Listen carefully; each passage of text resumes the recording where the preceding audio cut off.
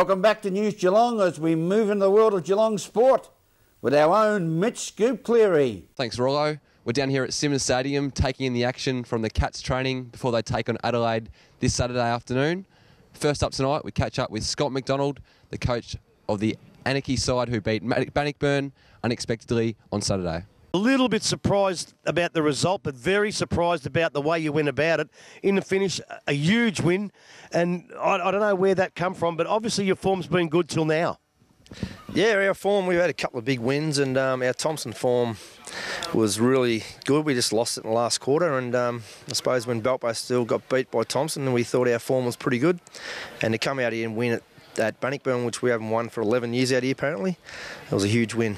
Yeah. Well, it was a huge win, and I don't normally like to dwell on individual performances, but young Luke Wilson, where did you get him from? Well, it's his first year of senior footy. He ran around the twos last year and just didn't get the opportunity.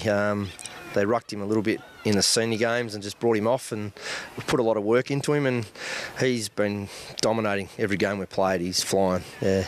Now, there's probably not a real lot to work on that because your forwards won all day, your backmen were just far too strong, and, of course, in the ruck and your on-ball division probably blew Bannockburn away, and their pace is usually a real thing for them, and you actually stopped their pace and were just too good from through the middle.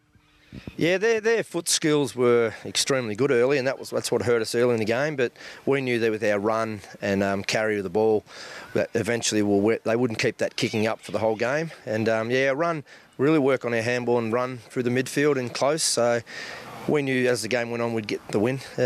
Now, a very, very tough game out at Anarchy next week. How will you go? Well, it's Anarchy's Past Players Day next Saturday, and we're at home against North Geelong, and we're going to be competitive all year. So if our players have the attitude like they did today, very disciplined, just did everything I told them, if they keep doing that, and the good thing is injury-free again. So that's the key to us, just being injury-free, keeping our best players on the field. We'll be competitive next week, and that's all we want to do. We're aiming for that 5th spot on the ladder. That's our goal. Anarchy hasn't been there for a while. Reserves were there last year, and the guys want a taste of it this year. Yeah. Well, I think they probably should have made it last year, and you've definitely improved their side this year. And look, a fantastic win today. All the best for the rest of the year. And I think your goal of 5th, you might go a little bit higher than that if you can perform like you did today. Thanks, mate. Thank you. Thanks, Scott.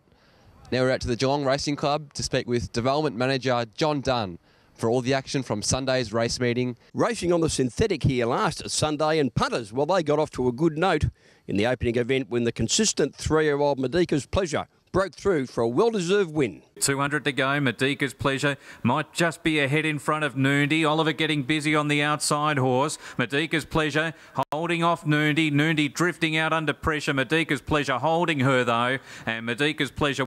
Informed jockey James Winks completed a winning double when he partnered Havelock Express to win his first race at start number 9 in the Charles Rose Maiden Plate.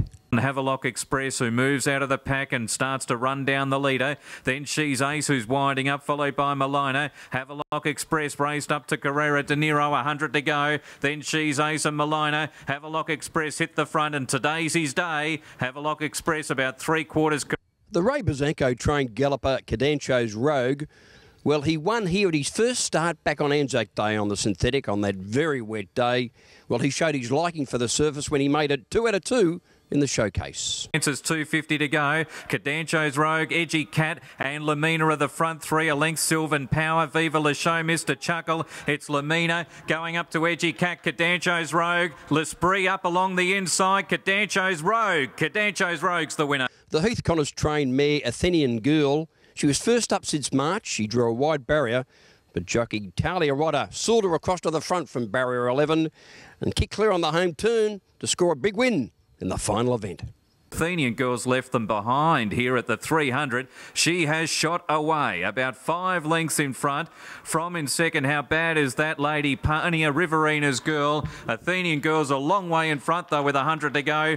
3 or 4 clear. Lady Pania and Riverina's Girl to battle out the minors, but Athenian Girl has won that well. And that's the wrap-up of racing on the synthetic here at Geelong at last Sunday. Of course, we're on again this Friday coming, May the 11th. Back to you at the Cattery, Mitch. Thanks, JD. Now we speak to Newtown and Chewell's Louis Highland, who was the best on ground in Newtown and Chewell's thrilling 3-point win over Geelong West St Peters on Saturday. Well, best on ground in an absolute nail-biter. Lewis Highland, for the second week in a row, you've put in a blinder.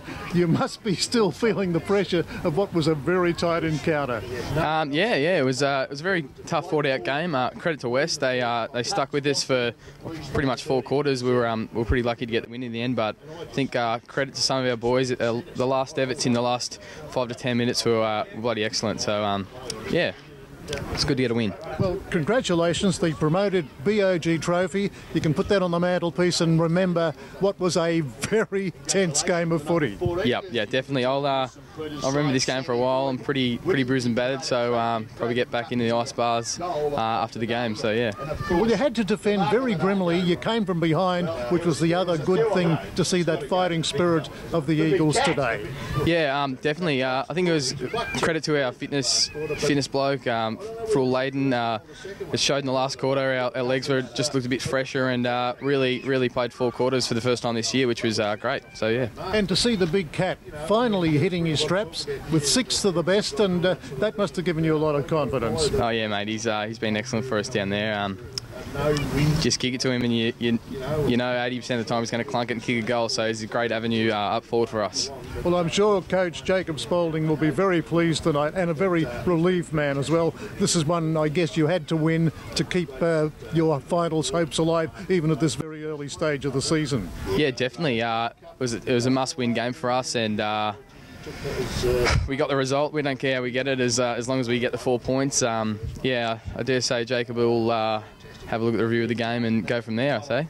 Well, today was the umpire appreciation round, of course, so we hope that those men in orange favoured both sides equally. It was tough umpiring out there. There was some pretty close encounters. It got a bit of niggle in it, didn't it? A little bit of feeling in the game. It got a bit heated at one stage. I think there's a bit of off-the-ball incidents that were occurring. But yeah, I think they umpired the game okay. But yeah, it was... Plenty of argy-bargy, wasn't there? Could have been a different story if we had a loss, but yeah, it was an excellent game. Yep. Yeah. Well, now St Joey's next week. Let's see the next level for you if you can carry that through as well. Yeah. I'll definitely be trying to carry the form over to the St Joseph's game. They're a pretty good outfit, but I think we can get them. So yeah. You went in a bit underweight today. There was no McCorkle, there was no Gamble. Yep. So some of your senior players, and of course you'd like to get your coach back on the field again. Definitely. We had a pretty young team today. It was good. It just proves how good our depth is in our squad. Obviously with McCorkle and Gamble out, they'll slot straight back in and they'll be perfect for us. So it's really good. Thanks, Louis. And from down here at Simmons Stadium, it's back to you in the studio, Rollo. Thank you, Mitch. And now for all the weather expected for Geelong and the Surf Coast over the next 6 days, let's look at the week ahead. Tomorrow, Thursday, we'll see partly cloudy and windy conditions with an expected top of 20. Friday, we'll see the partly cloudy conditions continue with isolated showers and a top of 17, getting a bit chillier. Starting off the weekend, another weekend of autumn in May. Saturday will be partly cloudy with scattered showers and possible hail with a chance of thunderstorms from the late morning until late afternoon and a top of 15. Good luck to the footballers. Then to commence another full week of May, Sunday Mother's Day will be partly cloudy with windy and scattered showers and a top of 15. Monday will be cloudy with isolated showers and a top of 15, while Tuesday will continue with partly cloudy and isolated showers conditions with a top of 16.